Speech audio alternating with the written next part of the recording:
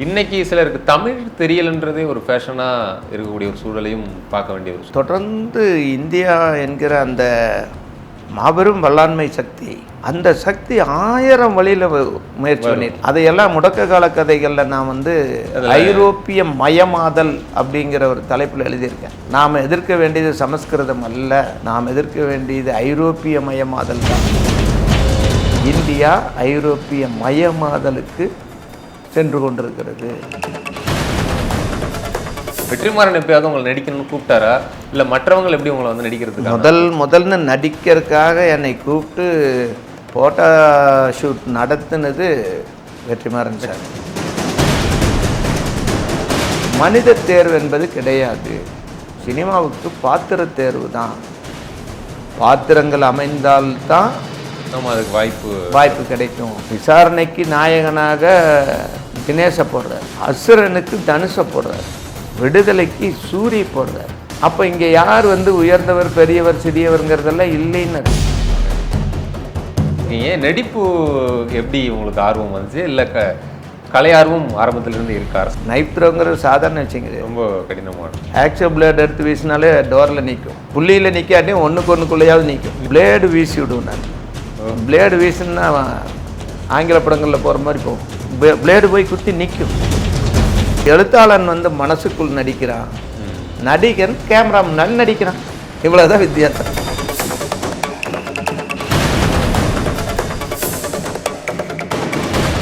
ஆண்டுகளுக்கு முன்னாடி அந்த ஜெயில் அந்த லாக்கப்பில் இருந்தப்போ எப்படி இருந்துச்சு? உயிரோட தந்துருவமானு ஒன்று தோணியிருக்கும். திருப்பி பார்த்தோன்னா அந்த விசாரணைன்னு அந்த கதையை படமாகி வெனிஸ் வரைக்கும் அவார்டெல்லாம் வாங்க போயிருக்கீங்க. இந்த இதை எப்படி பார்க்குறீங்க? ஆசீர்வாதம் உனக்கு நேரடியாக வராது, சாபங்களின் ரூபங்களாக இருக்குன்னு பைபிள் சொல்லுது. அந்த மாதிரி ஒரு சாபந்தான் அந்த சம்பவம். மனித குலத்தின் நான் நீதிக்காக போராடும்படி நான் விதிக்கப்பட்டிருக்கிறேன்னு நான் நினைக்கிறேன்.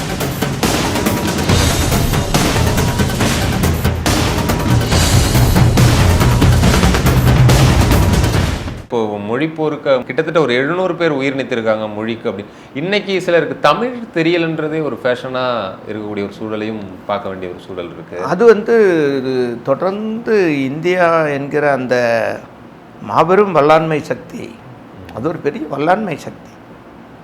அந்த சக்தி 1000 வழியில் முயற்சி பண்ணிட்டு இருக்கு. ஒரு வழி அல்ல, 2 வழி அல்ல, 1000 வழி.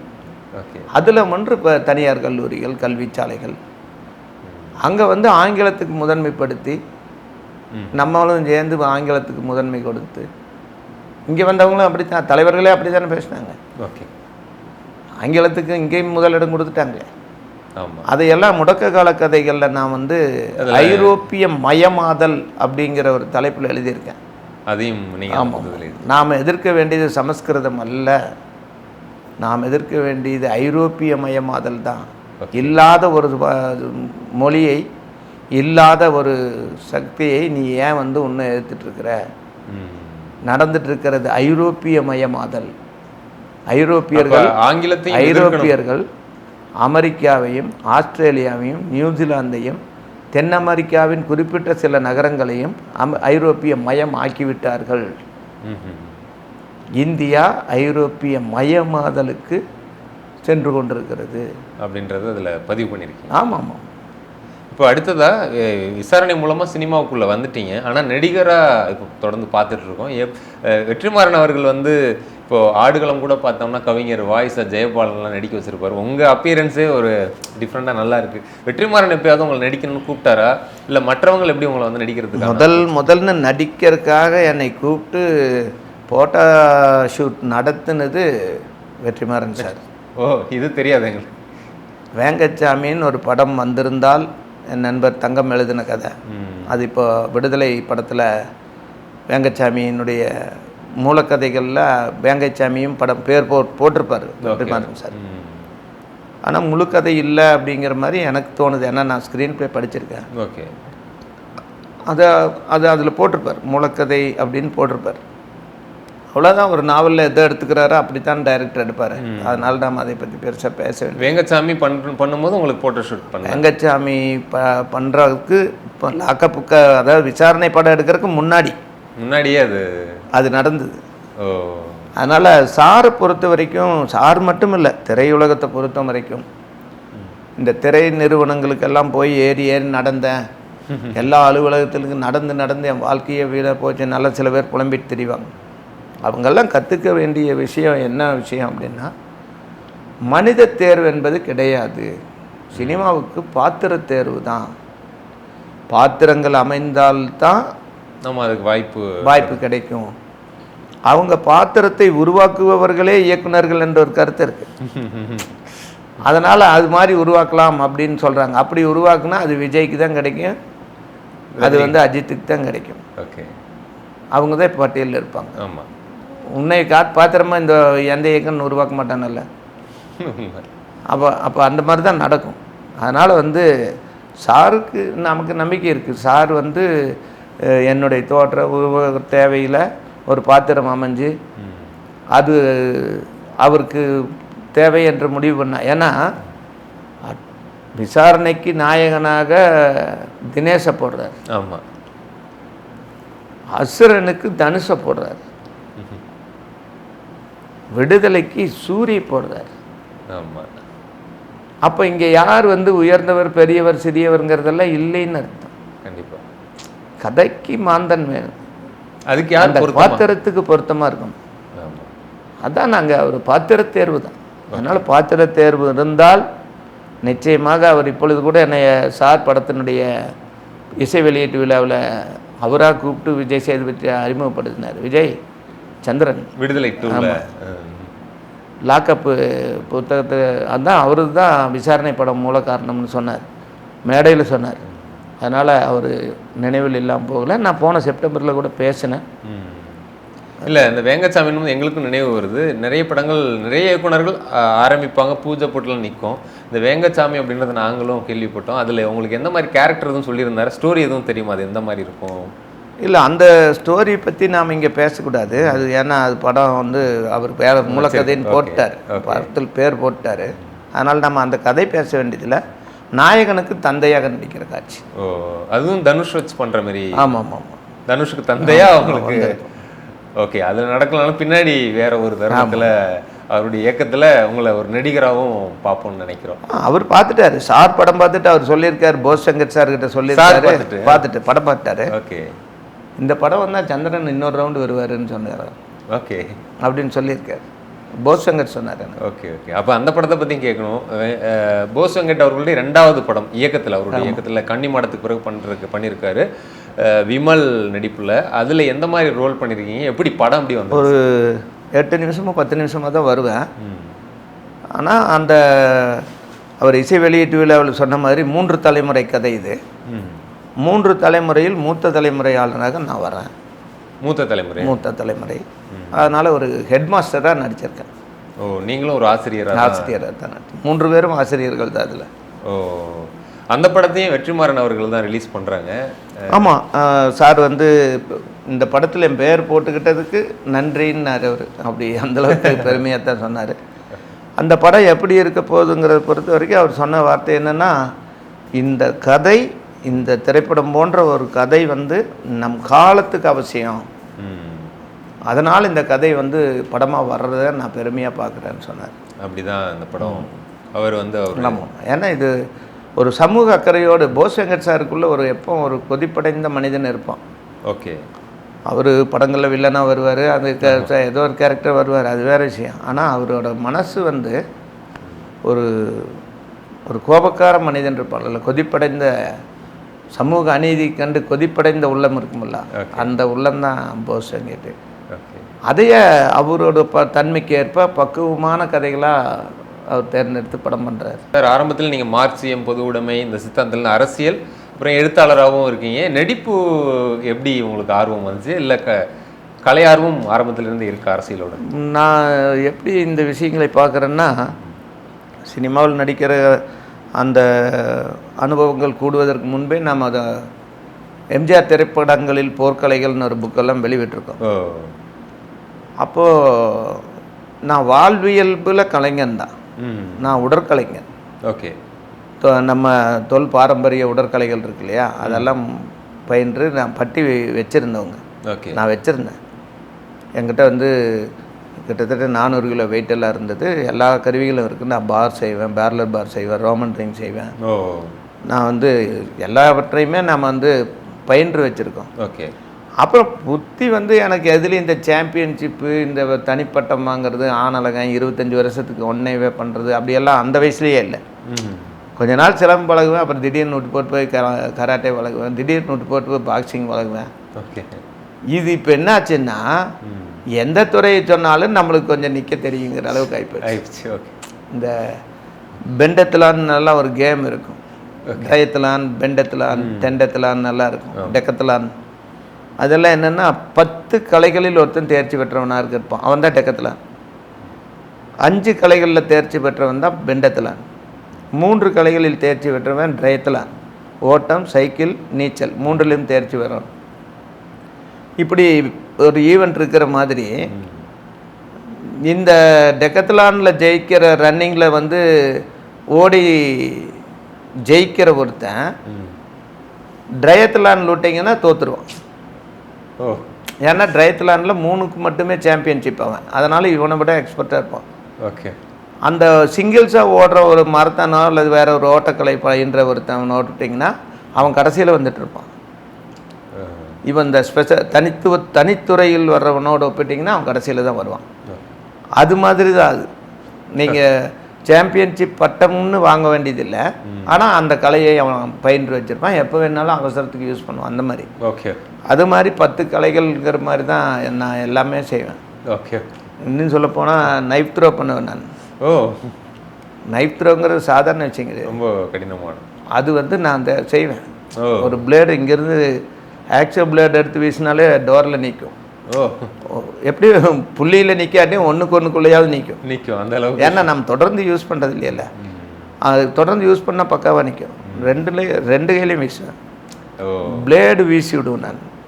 பிளேடு வீசுன்னா ஆங்கில படங்களில் போகிற மாதிரி போகும், அந்த மாதிரி பிளேடு போய் குத்தி நிற்கும். அந்த மாதிரி பண்ணுவேன் நான். அது உடற்கலை நான் தன்னார்வமாக நீங்களே பயிற்சி எடுத்து செஞ்சுட்டு இருந்துட்டு அப்புறம் பட்டி வச்சுருந்தேன். அது பயின்றார்கள், பையங்கள்லாம் வந்தாங்க, சிலம்பு நான் மாணவர்களுக்கு பயிற்சியும் கொடுத்துருக்கேன். இப்படி வாழ்வியல் கலைஞனாக இருக்கிற ஒருத்தன் தான் சினிமாவில் கலைஞனாக முடியுங்கிறது என்னுடைய நம்பிக்கை. இப்போ சம்பந்தமே இல்லாமல் போய் அங்கே போய் திடீர்னு போய் வில்லனை நிற்க முடியாதுல்ல. ஓகே. அப்போ நமக்கு அந்த கலை இருந்தது, அங்கே கூட்டிகிட்டு போயிருக்காங்க, அதனால் அங்கே போய் மின்ன முடியுது. சரி, இப்படி ஊருக்குள்ள இருக்கிற எல்லா கலைஞர்களும் போயிட்டாங்களா? இல்லை. அப்போ எங்கிட்ட இருந்த கலை, அந்த கலை பயிற்சி முறையை, கலை ஆர்வத்தை, கலை வெளிப்பாட்டை நான் என்னுடைய படைப்பிலக்கியமாக வெளிப்படுத்தினேன். என்னுடைய படைப்பிலக்கியத்தை வெளிப்படுத்துகிற போது நான் வந்து அதுக்குள்ளே பல பாத்திரங்களை வைக்க வேண்டியதாக இருக்குது. அந்த பாத்திரங்கள் குறித்து நான் தான் கற்பனை பண்ணேன். 10 பேர் பேசுவோம் உள்ளுக்குள்ளே, புஸ்தகத்துக்குள்ளே 10 பேரும் நான் தானே. கண்டிப்பாக.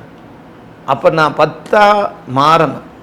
ஒரு எழுத்தாளர் வந்து நீங்கள் 10 பாத்திரம் உருவாக்குறீங்கன்னா 10ஆ மாறணும்.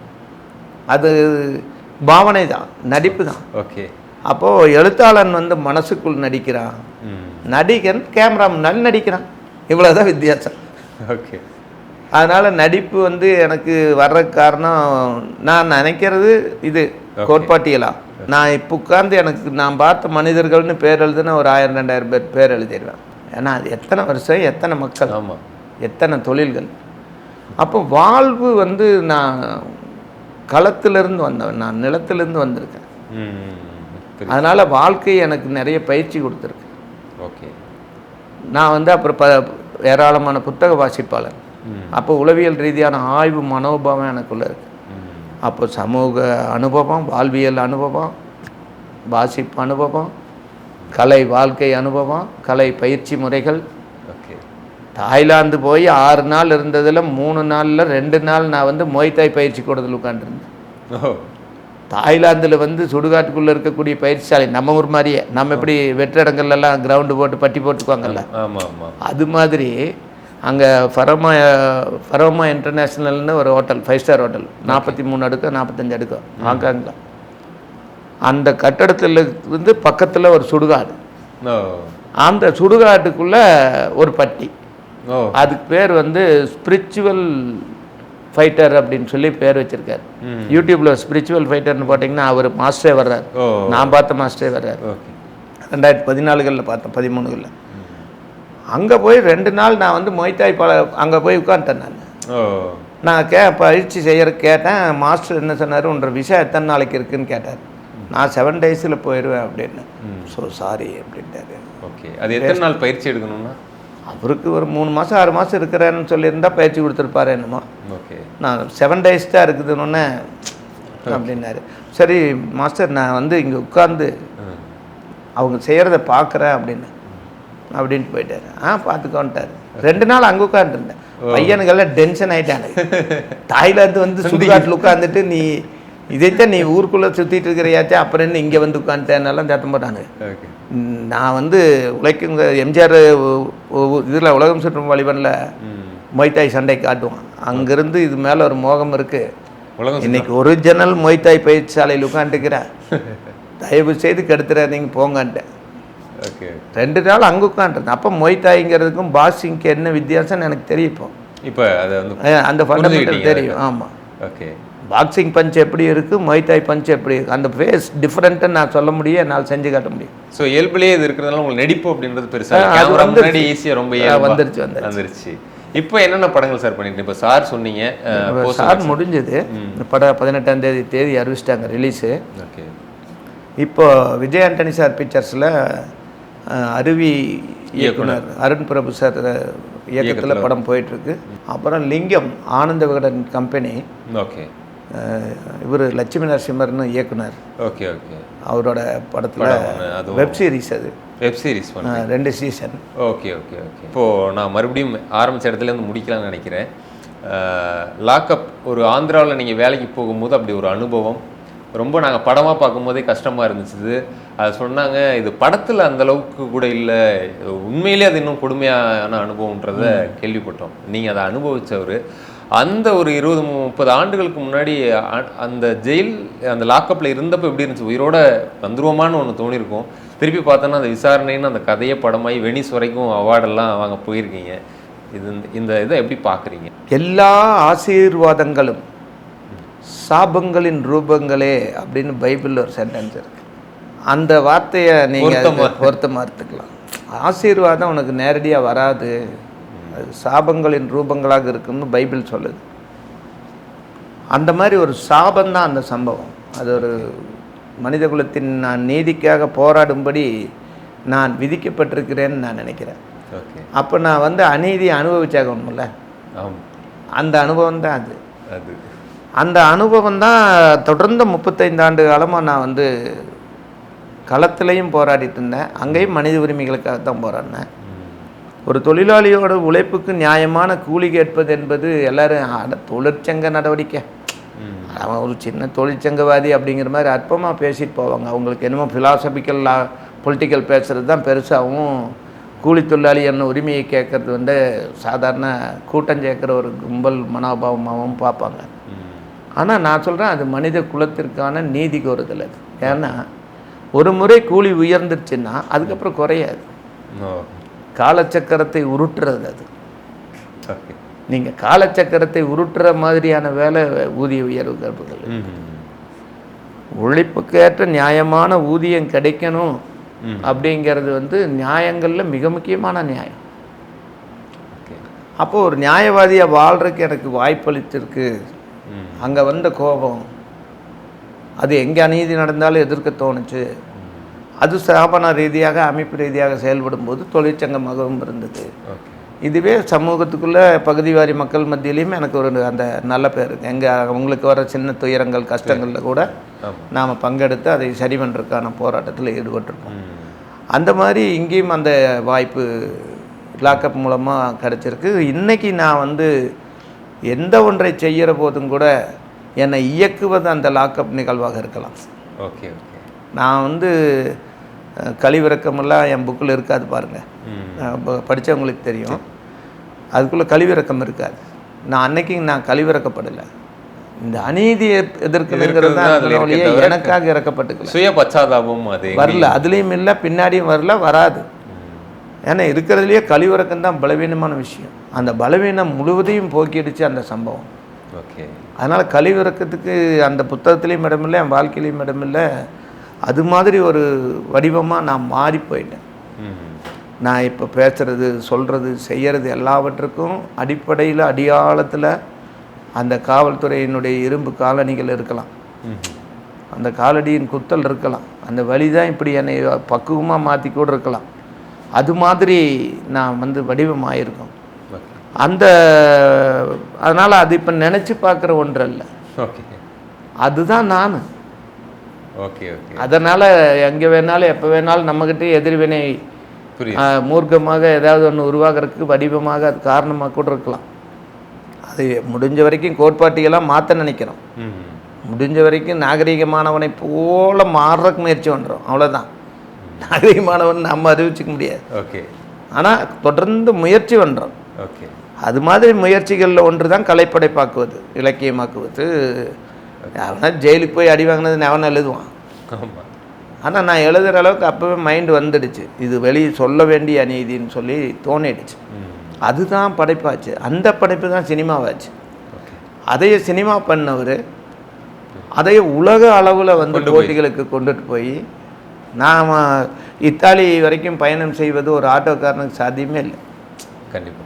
ஆனால் 4 லட்சம் தமிழகத்தில் வாழ்கிற 4 லட்சம் ஆட்டோ ஓட்டுநர்களில் நான் இத்தாலிக்கு போயிட்டு வந்திருக்கேன், துபாயில் வந்து உலகத்தின் உயரமான கட்டடத்தை பார்த்துருக்கேன் அப்படின்னா, நேரில் பார்த்துருக்கேன்னு சொன்னால் அது எப்படி ஆச்சுன்னா நான் என்னுடைய தொடர்ந்த முயற்சிகள்னால அது வாய்ப்பளிப்புது. அந்த வாய்ப்பை செயல்படுத்தியவர்களில் ஒருத்தராக நம்ம வெற்றிமாறன் சாரை நாம் நம்பிக்கையோடு பார்க்கலாம், நன்றியோடு பார்க்கலாம். கண்டிப்பாக. நீங்கள் சொல்லும்போது கூட சொன்னீங்க, அவர் கேட்கும்போது என் பேர் போடுவீங்களான்னு கேட்டேன்.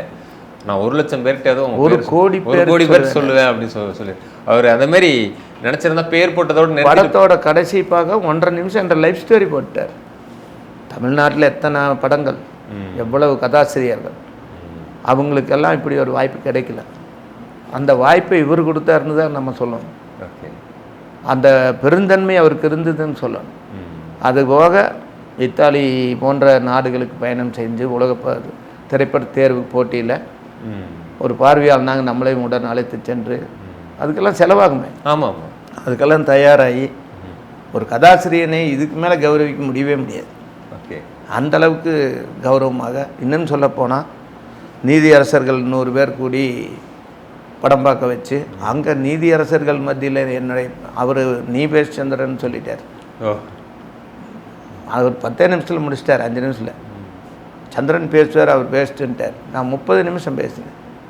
நீதிபதிகள் மத்தியில் 30 நிமிடம் பேசினேன். ஓகே.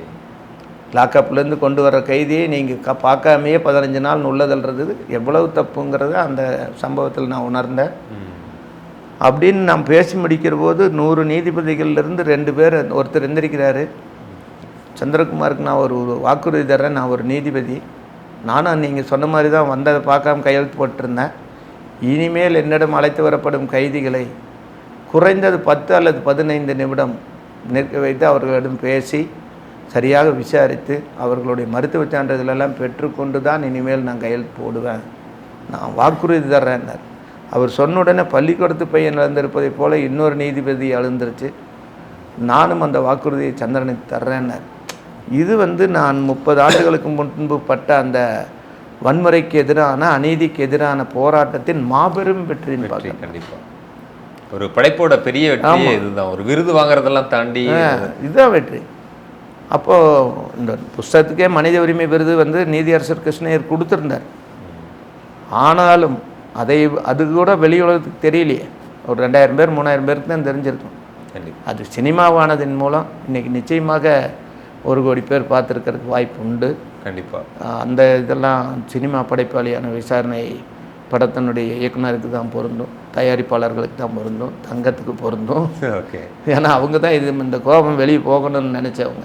இல்லை, கண்டிப்பாக நிறைய பேருக்கு இது போல் அனுபவங்கள் இருந்தாலும் அது வெளியில் போராட்டமாக அதை கொண்டு வந்து புத்தக வடிவில் அதை பின்னாடி திரை வடிவமாக்கி இன்னைக்கு அது ஒரு மாற்றத்தை கிட்டத்தட்ட ஒரு 100 நீதிபதிகள் கிட்ட அதை நீங்கள் பார்த்ததே சொல்கிறீங்க. இன்னும் எவ்வளோ பேர் பார்த்துருப்பாங்க. 1921 நினைக்கிறேன். ஐக்கிய நாடுகள் சபையினுடைய பொதுச் செயலாளர் ஏதன்ஸ் ஜெனீவாவில் வச்சு இந்த படம் பார்க்குறாங்க. வெற்றிமாறன் சார் அந்த நிகழ்ச்சியில் கலந்துக்கிறாரு. உலகத்தின் 120 நாடுகளினுடைய மனித உரிமை ஆணையகத்தினுடைய பொதுச் செயலாளர்கள் அங்கே இருக்கிறாங்க. அந்த எல்லாம் உட்காந்து படம் பார்க்குறாங்க.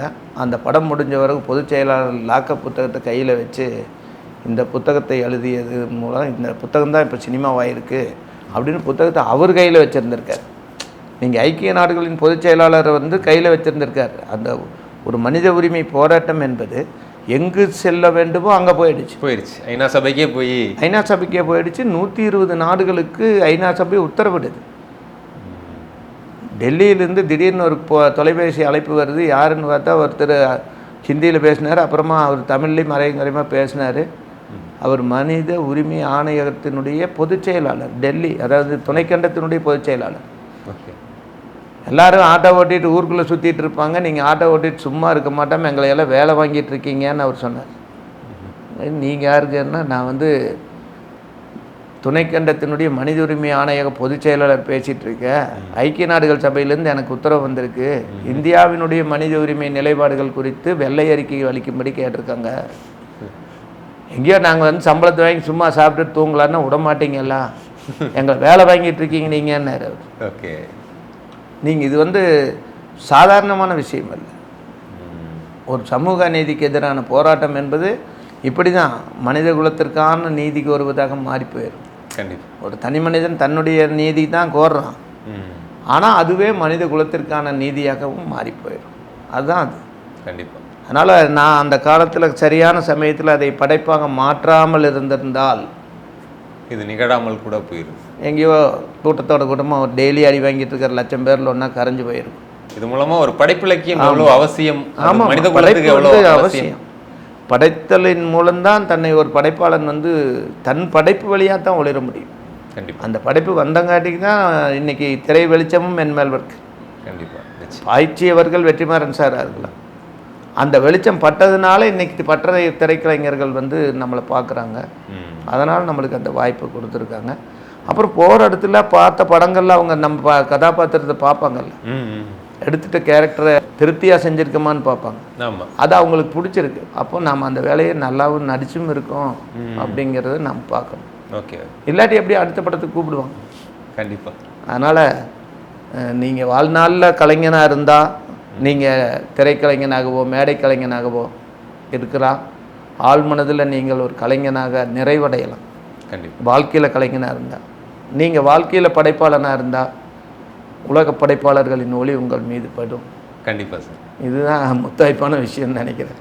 லாக்அப் விசாரணை இது எந்த அளவுக்கு வந்து வாசகர்களுக்கும் அந்த பார்வையாளர்களுக்கும் பயனுள்ளதாக இருந்ததோ அது போல் இந்த நேர்காணலும் இதை பார்த்துட்டு இருக்க RR தமிழ் நேயர்களுக்கும் ரொம்ப பயனுள்ளதாக இருக்கும்னு நம்புகிறோம்.